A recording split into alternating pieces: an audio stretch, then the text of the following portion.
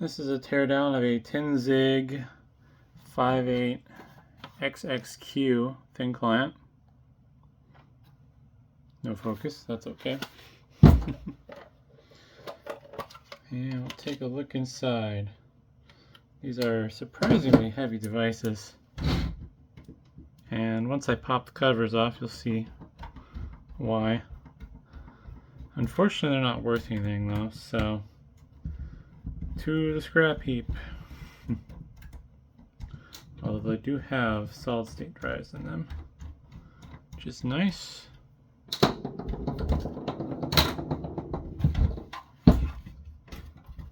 Hidden screw under this cover, and there's a USB port in there as well, which appears to be just 2.0 right there.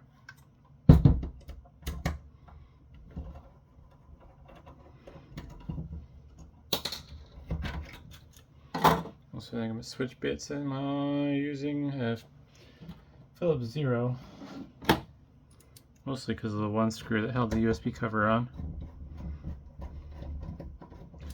Gonna go with Phillips 1.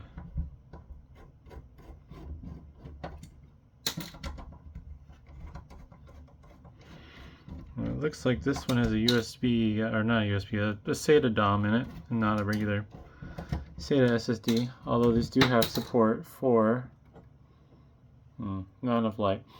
They do have support for a regular SATA drive. Although I don't know if a 2.5 inch one would fit in there. I mean, stick out the top, but it's a normal 2.5 inch drive connector. The little cover just kind of slides sideways. And then from here, you get access to the memory slot, and if there's a SATA DOM installed, let's see here, under this little cover here. I'm not sure what these little screw mounts are for, but yeah, there's the SATA DOM. This one has a SATA DOM in it. I forget what the DOM part stands for. I think it's disk on module or something like that. But 2 gig, little power supply connection there, because this board can't supply power through the SATA connector like some boards can. And this should be a 2 gig stick of DDR3. I think, yeah. 2 gig. Looks like DDR3 1600. Kind of weird looking module. Has Micron chips on it though. Alright, so to get to the other side, I'm going to remove this screw here, which will allow me to slide the little side panel off.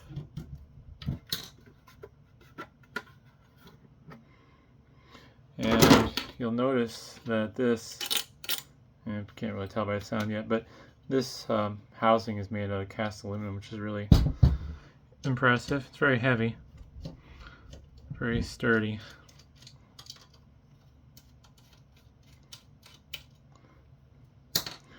And cast aluminum is great for stuff like this because it's also doubling as the heat sink for the device. Wouldn't be very good for towing things, but luckily this isn't a Cybertruck.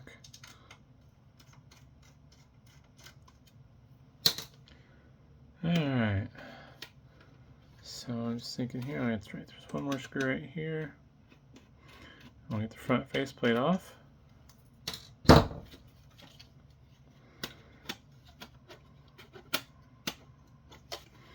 think if I remember right, I actually have to pry these apart. There's thermal pads that attaches this piece to the heatsink on the CPU. I'm going to do it off camera. Try to do this without cutting my fingers open on sharp edges. I got all the screws. It's being stubborn. There's a lot of contact area. Oh, there we go. I finally got the front plate off. I just wasn't pulling hard enough. There's a lot of contact area on that pad, so there we go. There's the part of the shell and a little speaker on it. Switch back to a number 0 Phillips.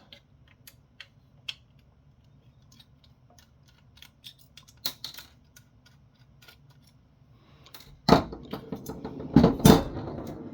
some reason they put a little plastic cover on the back, I'm not sure why. 4 ohm, half a watt though. Nothing special. Plastic cone.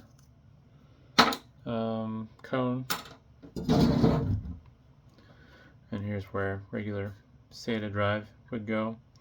It'd actually be like a mini SATA. Basically just the PCB without the housing. And we will remove the motherboard from the other side of the, the housing here. Cats are watching me behind the camera.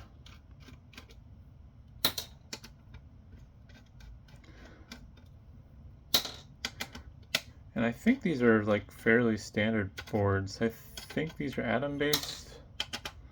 I have some older ones that have the VIA processors in them. Here's the other side of the housing. Weirdly enough, this little piece here is held in with screws.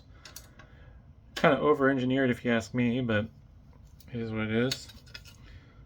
And the Loctite they used on them I think is really good. I think there's Loctite. Or these got them super tight, my goodness. No, let's see Loctite. I think they just tighten them really tight.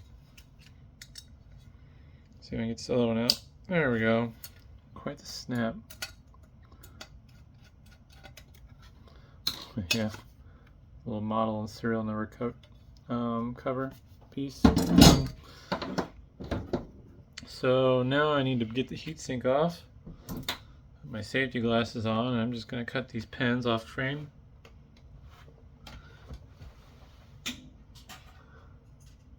They're spring loaded, and the springs that they use are really violent.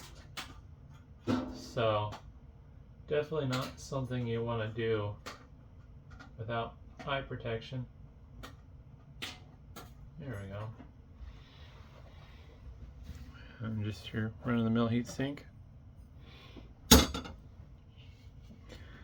And I'm going to uncover this processor.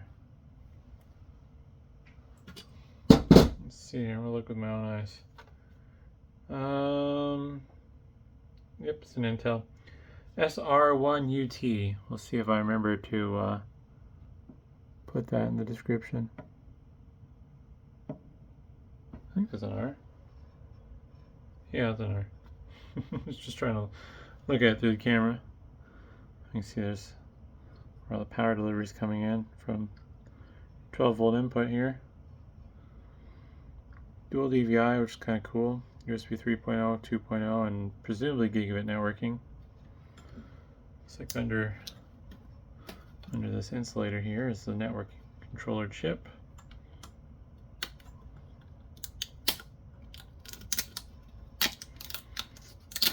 There we go. And it is a Realtek chip. RTL8111F. This does have a CMOS battery, as most computers do. A weird little piece of tape over it though. I don't know if that's for insulation purposes or isolation, I don't know. But yeah. And I don't know, looks like based on the spacing, this has support for wireless. Because if it was MSATA, the screws would have been further out. So that's kind of interesting. I think this is the BIOS that it has. And then not much to see on the bottom. Got a has media chip. I think that's USB. And we got what's clearly the audio section right here by the audio ports. Also Realtek. See if we can get a good focus on that. ALC 662. Fortunately, these don't really have any values, so I'm just recycling them. But might be interesting if you'd like to tinker, turn it into a maybe a retro gaming PC or something. I don't know. But Hopefully that was interesting, and thanks for watching.